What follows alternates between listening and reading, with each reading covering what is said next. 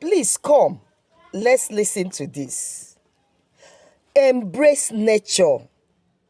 That's the way God made it. Stop downloading your system with artificial food, chemical food, packaged food, bottled food. Eat natural food. Where are all these diseases coming from? Cancer, fibroid, tumor, diabetes, hypertension. Where are they coming from? It was not like that during our forefathers.